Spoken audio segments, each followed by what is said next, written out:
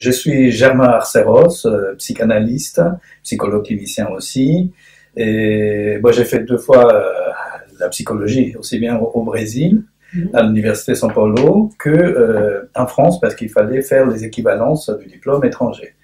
Donc, je l'ai fait à Rennes 2, et j'ai fait 2 doctorats. Un doctorat en psychanalyse à Paris 8, sur l'amour dans les psychoses, et un deuxième doctorat à Rennes 2, en 99, sur les états maniaco-dépressifs. Voilà. Et donc, je suis membre de l'école de la cause freudienne, de l'Association mondiale des psychanalyses, d'une association des psychiatres qui s'appelle l'Évolution psychiatrique, et maintenant de la Société médico-psychologique de France. D'accord. Alors, ce décret est paru au journal officiel avant-hier.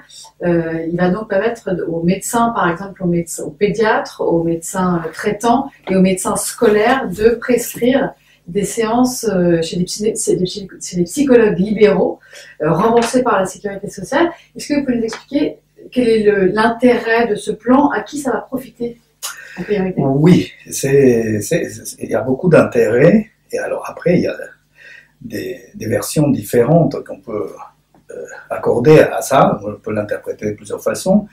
Mais moi, je trouve qu'il y a beaucoup d'intérêt à faire ça parce que c'est des 11 à 21 ans, je crois, n'est-ce pas? Et donc, en fait, c'est une période charnière dans notre vie.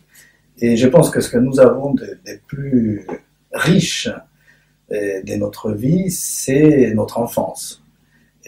Qu'elle ait été heureuse ou pas, ou malheureuse ou pas. Dans les 2 cas, ça peut poser problème aussi. Et puis aussi nous porter, être un bon socle, un bon tremplin pour réussir des choses dans notre vie. Mais cette enfance-là que nous avons vécue, elle est doublée, associée, mélangée avec plein de choses complexes et compliquées parfois trop compliquées. Et lorsqu'à un moment donné, on commence à quitter cette enfance-là et qu'on s'est dit qu'on peut, puisqu'il y a toujours, quand on est enfant, il y a notre vie à nous, en tant qu'enfant, tout le monde nous l'a dit et nous-mêmes nous le pensons, et puis l'autre vie qui est celle des adultes. Et à un moment donné, les choses changent. Et on s'est dit, mais moi aussi, je peux être peut-être un adulte un jour. Peut-être. Mais qu'est-ce que ça veut dire? Et pour moi. Et donc, il y a plein de questions qui peuvent se poser pour un enfant qui commence à avoir des modifications importantes dans son corps. Les éléments secondaires, anatomiques secondaires, la question de la sexuation, de la sexualité, la question de l'être par rapport à soi-même et par rapport aux autres, par rapport à la société, au travail, à la profession qu'on doit choisir un jour, etc. Et puis, le rapport aussi un jour avec notre propre mort. Parce qu'il peut y avoir des personnes, des générations précédentes qui meurent et que donc on est confronté à ça aussi, ou des copains, des amis. Et puis, dernière question, c'est l'amour, quoi. Comment, jusqu'à maintenant, j'étais aimé de mes parents, j'aimais beaucoup mes parents, mes frères et sœurs, mais maintenant, je peux aimer une fille. Ou je peux aimer un garçon, je ne sais pas. Mais c'est l'amour qui, à un moment donné aussi, peut poser des problèmes qui peuvent être positifs, mais même parfois très destructeurs. Donc c'est une période où on se pose énormément de questions sur soi, sur les autres, sur la sexualité, sur le corps, sur la vie, sur la mort. Et ces questions-là ne sont pas forcément scientifiques, ce sont des questions qui nous demandent, en tant qu'adolescents, des réponses qui soient personnelles. Tout à fait personnelles, selon l'histoire de notre vie. Est-ce que vous pouvez nous expliquer en quoi est-ce que le fait que des médecins, donc les médecins que les adolescents viennent voir régulièrement, le fait qu'ils prescrivent des séances chez un psychologue remboursées par l'assurance maladie, en quoi est-ce que ça va soulager la souffrance des ados? Je ne pense pas forcément que parce que c'est des médecins, ou des psychiatres généralistes, ou pédiatres, ou psychiatres qui adressent les patients aux psychologues, que ça va soulager quelque chose. C'est pas parce que ça vient de là.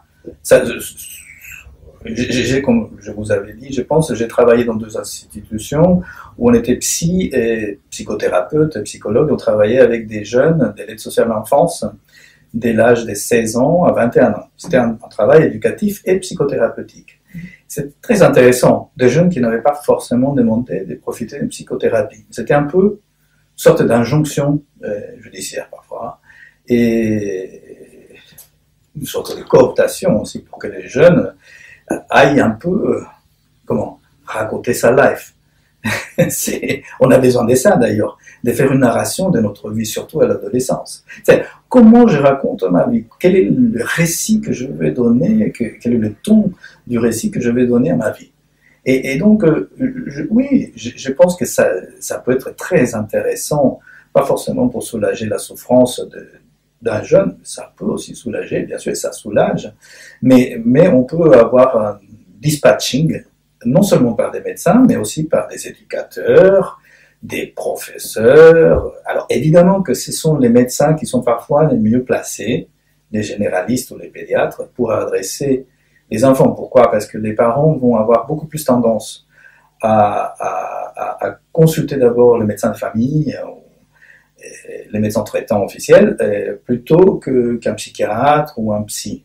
Parce que parfois, ces questions-là, oui, je disais que l'enfance, c'est intéressant quand on commence à avoir l'adolescence dans des conditions normales, mais comme on sait que c'est rarissime qu'on soit, ou peut-être impossible, qu'on ait une vie complètement normale, normalisée, et nous avons aussi à un moment donné un truc qui est un peu bizarre, qui s'appelle les parents, et qui ont, tout le monde a ça, et donc, il y a des générations qui représentent les générations précédentes, sans vouloir culpabiliser les parents, mais nous, en tant que parents aussi, on va transmettre, même sans se rendre compte, notre propre enfance, le vécu de notre propre enfance à nos enfants. Donc, forcément, si nous avons vécu, en tant que parents, avant dans notre vie, des choses difficiles, forcément, lorsqu'on a des enfants, nous allons gérer l'éducation et la relation surtout à nos enfants, parfois en fonction de ça, des questions qui n'ont pas été résolues chez nous. Donc, l'enfant, il est confronté aussi à ces questions-là. Et donc, je trouve que c'est super bienvenu, très très intéressant qu'il y ait des lois comme ça, même si ça pose des problèmes. Il y a toujours, les lois peuvent poser aussi, il y a beaucoup de comptes, toujours une mesure peut avoir des effets pervers, des effets négatifs, mais bon, c'est pas grave, sinon on ne ferait jamais rien si on n'avait pas... oui. Et donc, pourquoi c'est super bienvenu?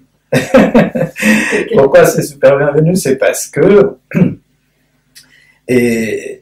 s'il y a des grands problèmes d'avant chez l'enfant, c'est évident que c'est très bienvenu, mais même s'il n'y a pas eu des crises gravissimes avant, pendant l'enfance, c'est bienvenu parce que ça peut aider à l'enfant déjà dans des conditions normales.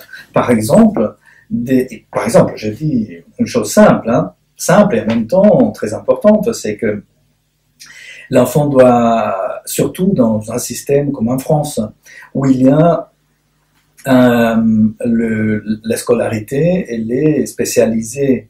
Bon, vous avez lettres, c'est-à-dire L, sciences ou sciences de la vie, c'est ça, économique sociale, c'est ça. Donc, à un moment donné, il faut que vous choisissiez, à un moment donné, quand vous passez du collège au lycée, il faut choisir. Et là, et ensuite après, il y a toutes les choses qui se succèdent, le choix d'une profession. Et ça peut être très difficile pour un enfant, pour un adolescent, après, à 17, 18 ans, de choisir, par exemple, d'avoir un choix forcé. C'est parfois, comme dans les élections, on est bien obligé de voter pour l'un pour faire barrage à l'autre. Mais ça, c'est pas un véritable choix à ces moments-là, c'est un choix forcé de la vie. Et ce qui requiert pour l'adolescent, c'est qu'il choisisse en fonction de ce qu'il veut vraiment faire, en fonction de ce qu'il veut faire, pas simplement ce qu'il veut, mais quelles sont ses capacités, ses compétences et ses rêves. C'est très important. Et parfois, on peut avoir des jeunes qui, parce que les parents se sont disputés grave pendant qu'ils avaient 6, 7, 8 ans, et que le père est parti avec quelqu'un d'autre, et que la maman est restée en souffrance, et que l'enfant, il ne veut pas, à l'âge de 17 ou 18 ans, pour apporter plus de problèmes à sa maman, et que donc il choisit une carrière, il sait qu'il va trouver du travail facilement, mais qui n'est pas au fond de lui ce qui est dans son cœur. Il choisit ça simplement comme un choix forcé. Après, il peut avoir des questions psychologiques qui se manifestent, ou qui ne se manifestent pas et qui posent problème. Donc, déjà ça, c'est peut être un vecteur et qui peut être travaillé dans une psychothérapie, dans une psychanalyse. D'accord.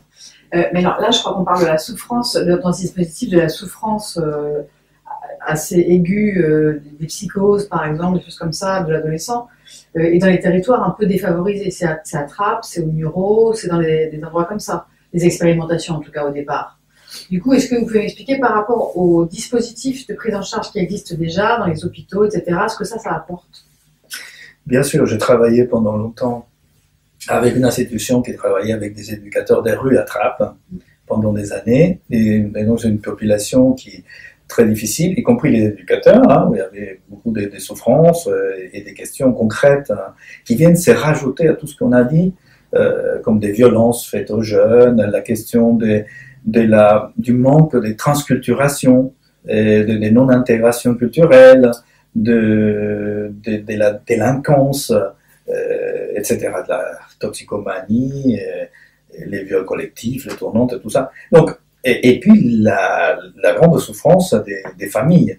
Donc ces jeunes-là, s'ils peuvent, à Trappes, au Mureaux, profiter des psys qui peuvent être là pour recevoir ces jeunes, quel que soit leur appel ou leur demande, c'est très bienvenu.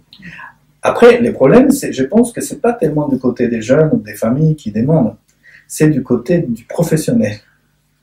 C'est ça. Pourquoi? Parce que ça dépend. Après, si vous avez quelqu'un qui est psychologue et qui est... Parce qu'il y a plusieurs types de psychologues. Alors, il y a des jeunes psychologues qui sont formés dans les universités, qui dominent très bien la psychopathologie et qui peuvent faire des diagnostics très fins, etc. Mais il y a d'autres qui sont formés en même temps, mais dans d'autres universités où la question de la psychopathologie, par exemple, n'est pas trop développée. Et en plus de ça, il y a la question personnelle du parcours du propre psy. C'est que personne ne va vous l'obliger à faire lui-même un travail de psychothérapie ou de psychanalyse. Sauf s'il s'adresse à la filière psychanalytique. À ce moment-là, il y a une cooptation, il y a une demande implicite et parfois explicite pour faire une analyse et puis pour rendre compte de son expérience à ses pairs IRS. Alors que dans d'autres cas, le jeune psychologue a son diplôme et ça y est, il peut se croire déjà apte à recevoir des patients, ce qui n'est pas tout à fait le cas. Ça peut apporter des problèmes. Pourquoi? Parce qu'en plus d'être psychologue, on a besoin de vivre aussi des choses et d'analyser ce que nous avons vécu. C'est-à-dire de vieillir un peu, et de s'assouplir aussi en fonction de la vie qu'on mène, des choix qu'on fait, et aussi d'analyser de là où nous venons, de nos sources, de nos vecteurs familiaux et tout ça. Donc, je pense que la capacité du psychologue à faire quelque chose de plus que des simples tests ou des simples évaluations, c'est là où nous allons voir si l'expérience est intéressante ou pas. C'est de pouvoir se placer, le psy, comme quelqu'un, un interlocuteur privilégié, à qui les jeunes peuvent parler, peuvent même prêter sa personne, le psy peut prêter sa personne pour